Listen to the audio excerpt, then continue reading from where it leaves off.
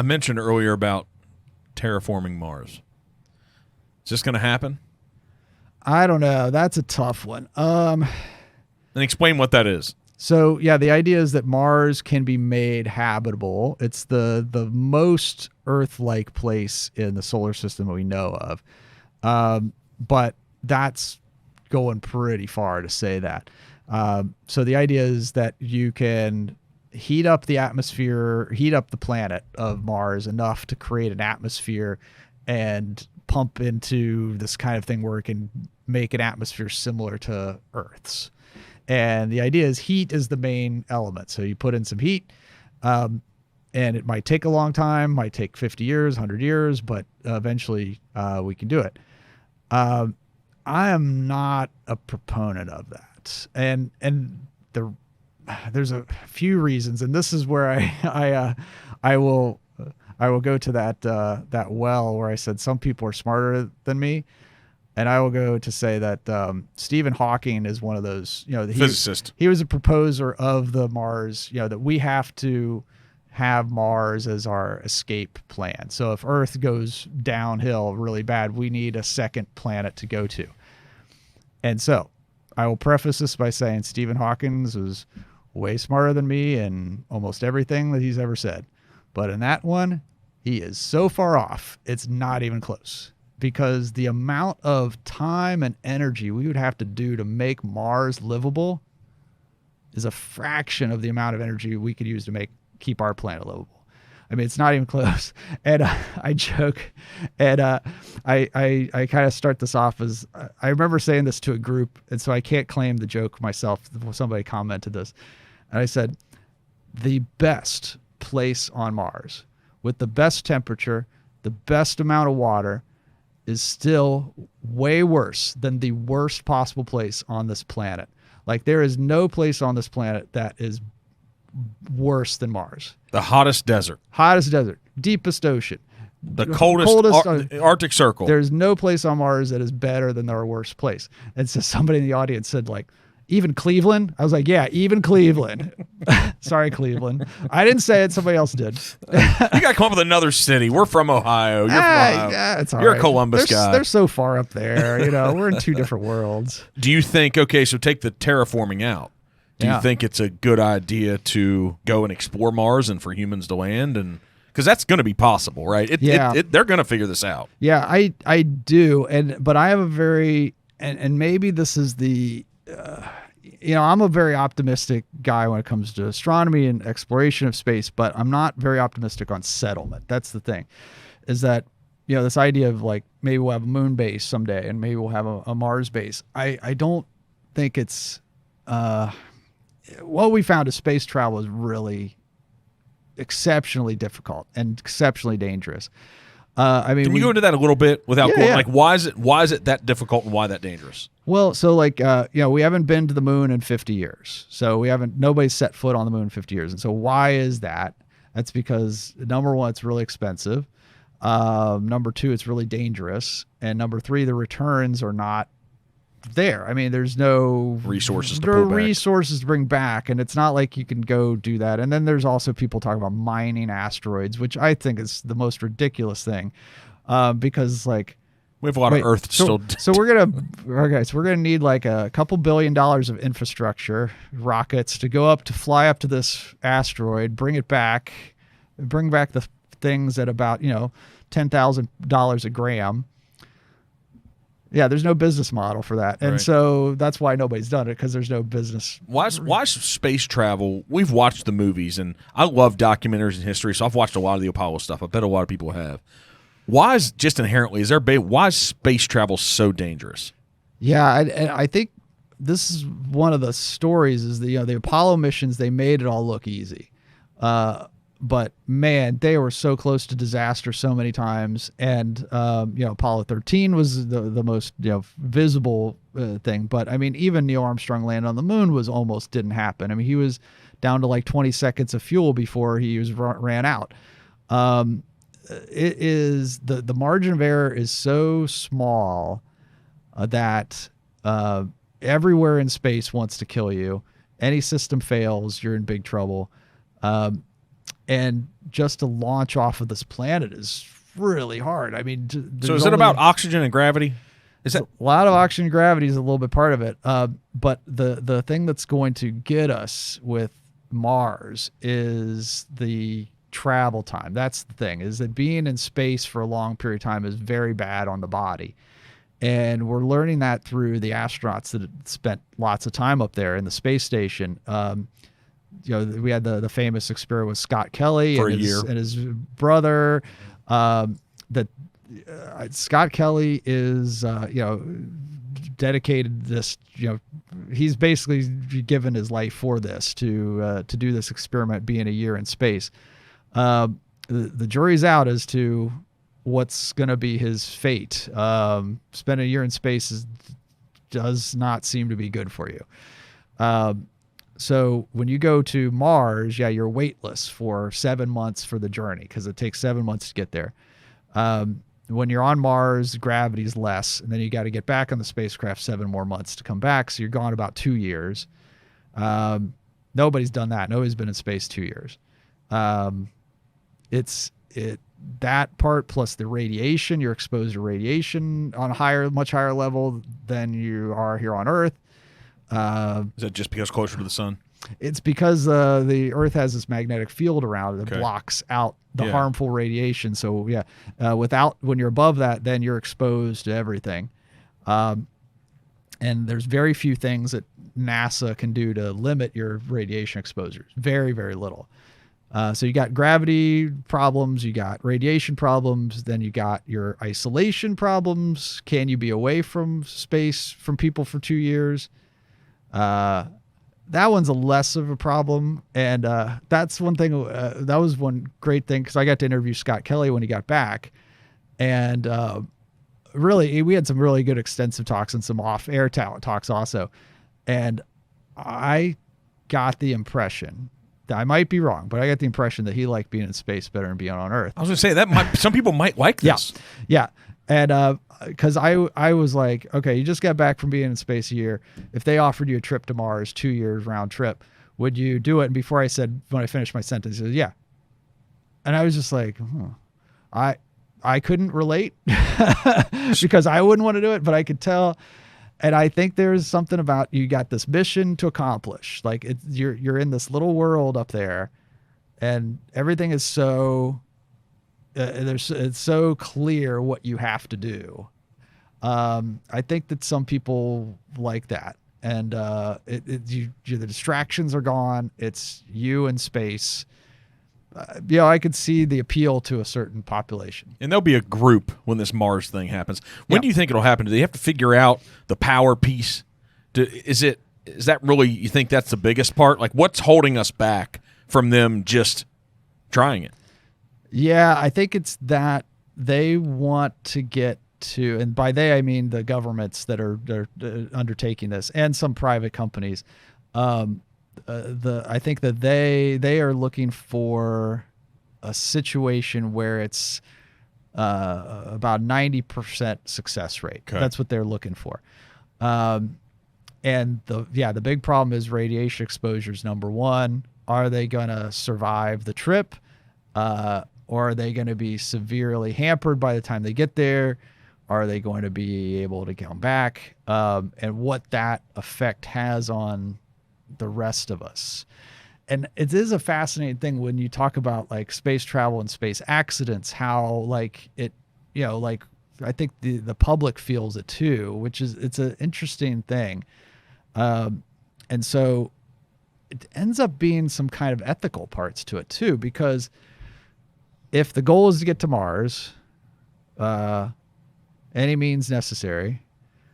So there's a small group of people who are saying, what if we just have them one-way trips? One-way trip. Don't have to bring them back.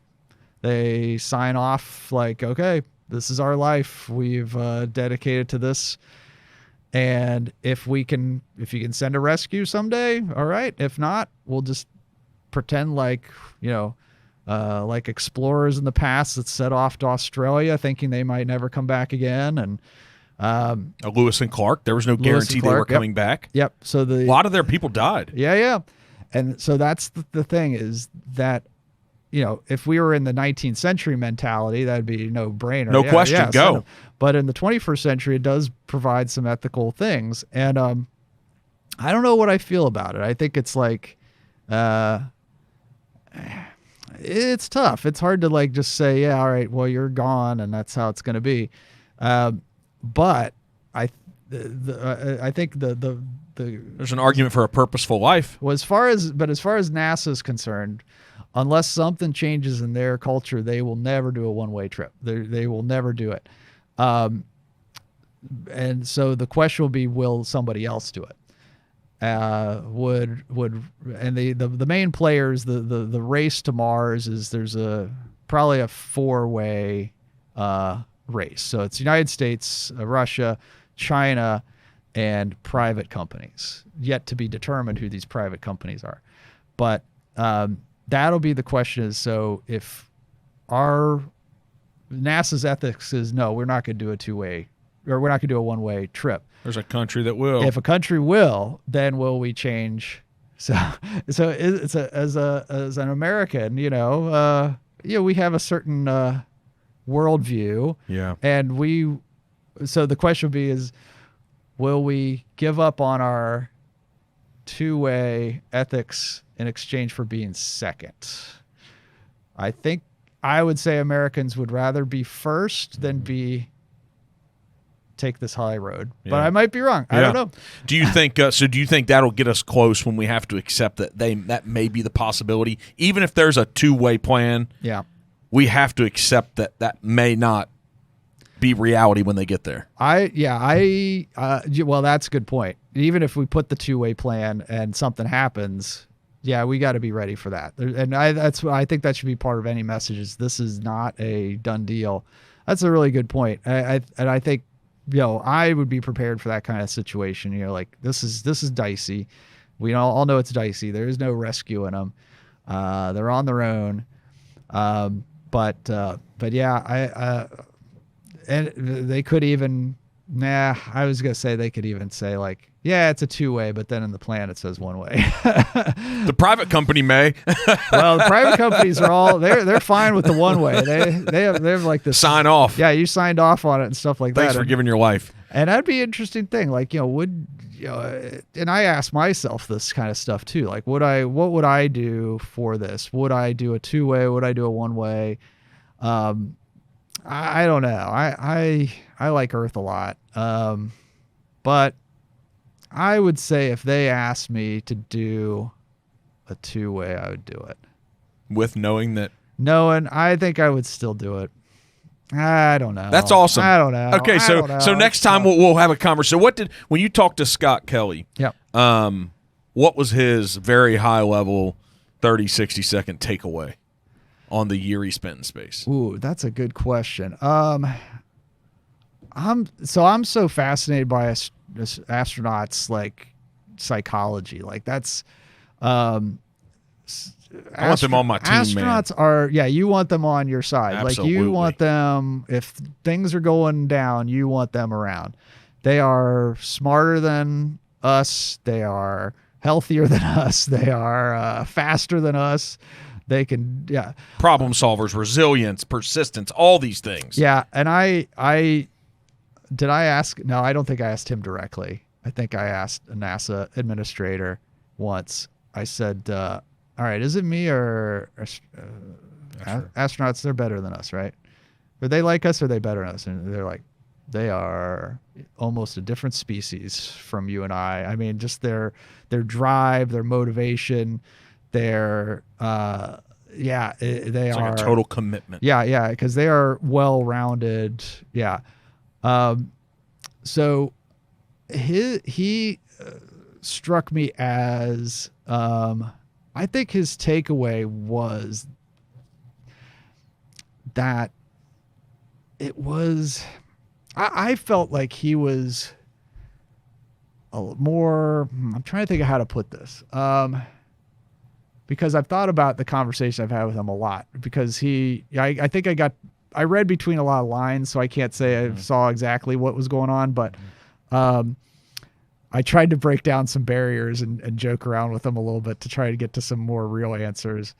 And Is he real intellectual?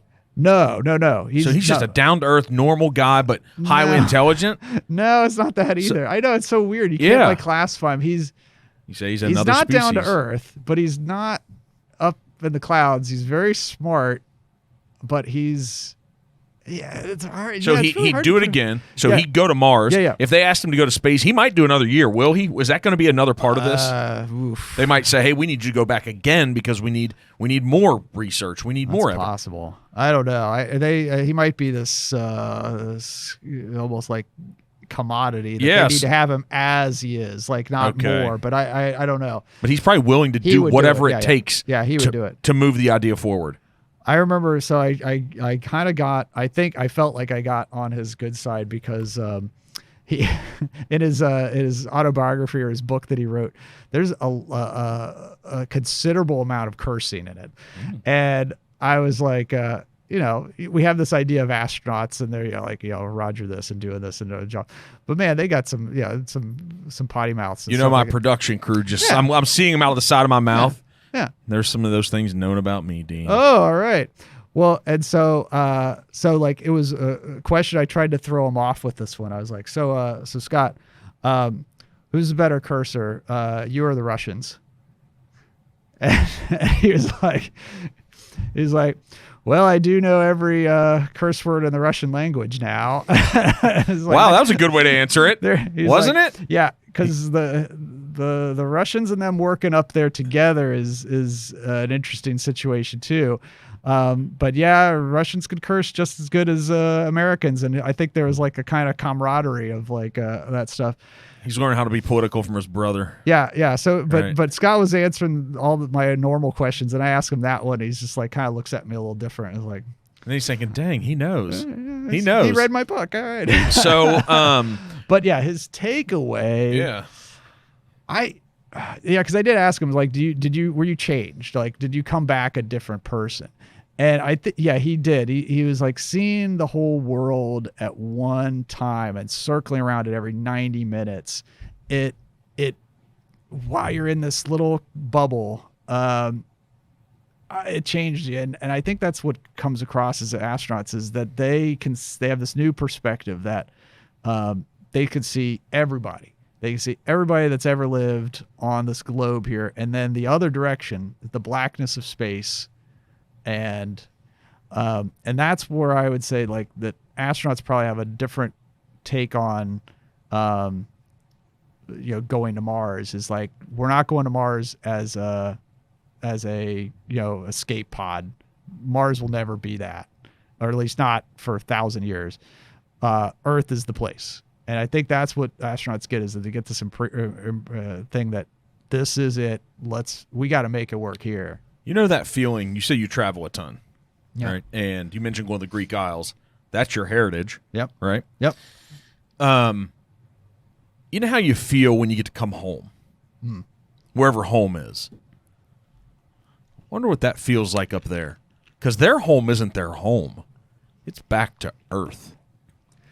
Yeah, when you think of your home being the entire planet, that's a lot different than flying back into CVG and driving down the cut in the hill and seeing the beautiful skyline of Cincinnati in front of you, which always does get to me. I don't know if it gets to you. I still like that view coming down that hill. But yeah, you come back and your whole planet is your home, and like you're away from that. That's a really good insight. I think that's it makes you think about the whole picture. I think that's one thing that I would love. If that'd be one of the other things I'd love to be able to do at some point is to like kind of have show the scale of the universe, show these things in a way to politicians, to show them that their districts and their constituents make up a very small portion of things in the grander scheme of things. There's a powerful message in that, and it's not lost on me as an astronomer, that's for sure.